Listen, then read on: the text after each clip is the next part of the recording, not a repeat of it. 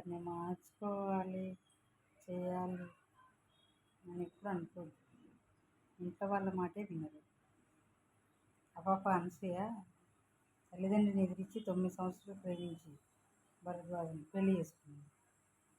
ఆమె NCC student, మంచిగా చదువుకున్నది. ఈమె ఎవరు సౌమ్యారెడ్డి, సంధ్యారెడ్డి ఎంత దారుణంగా మాట్లాడుతుంది అనసూయ వాళ్ళ మొగిల్ని. తప్పు, అది చాలా తప్పు. అట్లా ఎదుటి మనిషిని అంత కించపరిచి మాట్లాడదు. నీకు ఒక ఫ్యామిలీ ఉంది, నీ పిల్లలు ఉన్నారు, బోడు ఉన్నారు, అట్లా మాట్లాడద్దు. రాజకీయంలో ఉన్నావు ముఖ్యంగా, ఎంత పద్ధతి ఉండాలి నువ్వు. కలగలుపుకొని ఎవరైనా తప్పు చేస్తే కూడా మందలించే విధానం ఉంది. ఏందో చెప్తావో ఏందో మాట్లాడు. పాలిటిక్స్లో ఉన్నప్పుడు అట్లా మాట్లాడతారేమో. ఏదో నేను ఎప్పుడు చూడలే ఇట్లా మాట్లాడు. చాలామంది మాట్లాడుతుంటారని రాజకీయంగా ఇట్లా మాట్లాడతారని, ఇట్లా లేడీస్ మీద లేడీస్నే రాజకీయం మీద ఇట్లా మాట్లాడుతున్నాను. గవర్నమెంట్లో ఉన్నారు కాబట్టి రేవంత్ రెడ్డి వాళ్ళ చుట్టాలంటుంది కాబట్టి అంతగానో మాట్లాడుతుంది. అదే గవర్నమెంట్లో లేకపోతే పెద్ద విప్పేది కాదు. అది మెయిన్. పాలిటిక్స్లో ఉంది, వాళ్ళ ప్రభుత్వం ఉంది కాబట్టి అట్లా మాట్లాడుతుందని జనాలు కూడా అనుకుంటారు. సాటి ఆడదాన్ని ఉండి నేను మాటలు అవసరమే లేదు. మెయిన్ పాలిటిక్స్లో ఉన్నది అట్లా అసలు మాట్లాడదు. ఇంత అసభ్యంగా మాట్లాడుతుంది అసలు.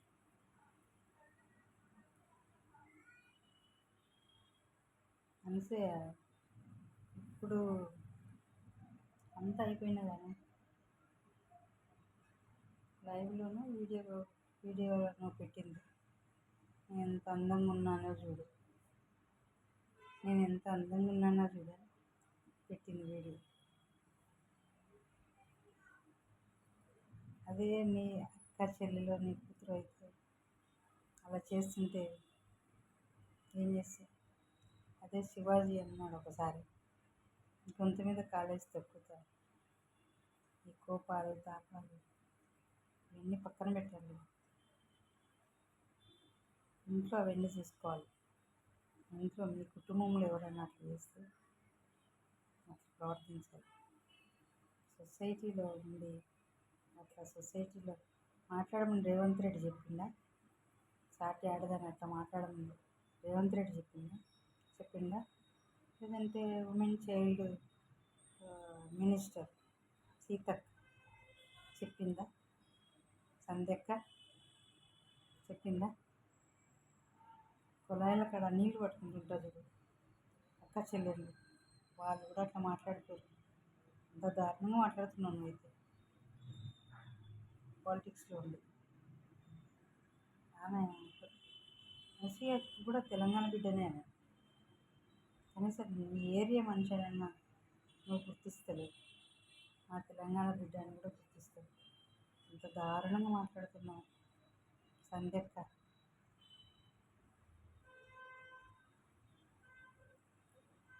రోడ్డు మీద వస్తుందా? నువ్వు మొగోడు ఘాటు పోస్తావు. మనసేను పోయేమను. చీరలు ఎత్తుకొని పండ్లకు పోయేటప్పుడు అంతెందుకు, పొద్దు కార్లో పోయేటోళ్ళు కూడా పొద్దు ఎక్కడ ఏం లేకుంటే దూరంగా టాయిలెట్స్ ఎక్కడనో ఉంటే కార్లు ఆపుకొని, ఆర్టీసీ బస్సులు కూడా, ప్రైవేట్ బస్సులు అయినా ఏదైనా లాంగ్ జర్నీ బస్సులు ఆపి అర్జెంట్ అయితే ఆపి మరి కింద పోయి పోసేస్తారు. టాయిలెట్స్ అని కాదు, బయట అదేంటి హైవేలో ఎన్నోసార్లు నేను చూసిన. హైవేలో ఎవరైనా పోతారు, నేను కూడా పోతా. హైవేలో పెట్టేటప్పుడు అర్జెంట్ అయితే ఎవరేం చేస్తారు? ఎంతోమంది కార్ ఆపి హైవేలో పెట్టేటప్పుడు కార్ ఆపి ఇట్లా కార్ దాపుకెళ్ళి పోసిన వాళ్ళు ఎంతోమంది ఉన్నారు. నిలబడి పోసిన వాళ్ళు ఎంతోమంది ఉన్నారు. డ్రెస్సులు వేసుకుని వెళ్తే కార్ దాపుకి కూర్చొని పోస్తున్న వాళ్ళు ఎంతోమంది ఉన్నారు. తప్పేం లేదే. నువ్వు రోడ్డు మీద ఒంటి వస్తావు ఆనంద పోయేవని అంటే అది పిచ్చోళ్ళు మాట్లాడే మాటలు. ఇంత పాలిటిక్స్లో ఉండి ఇంత తెలుసుకోలేకుంటే ఎట్లా? కొంచెం ఉపయోగించి మాట్లాడు, లౌకికంగా మాట్లాడు. సందెక్క లౌకికంగా మాట్లాడు. ఎంత రేవంత్ రెడ్డికి నువ్వు చుట్టమైనా అందరు సమానమే.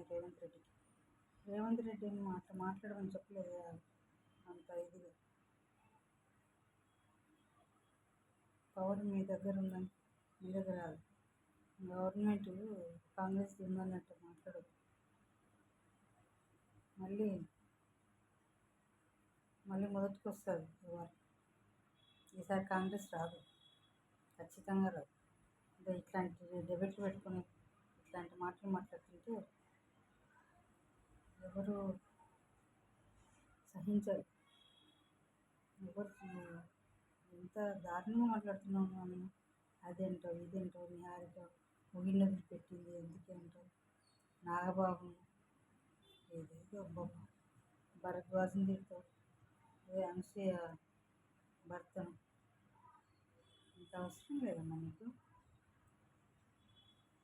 అస్సలు బాగాలేదు పద్ధతి, మాట్లాడే విధానం. డెబిట్లు కూర్చున్నట్టు ముఖ్యంగా అనసూయని టార్గెట్ చేసింది. అదే అబ్బాయిలు పాతకాలంలో దోవతిలు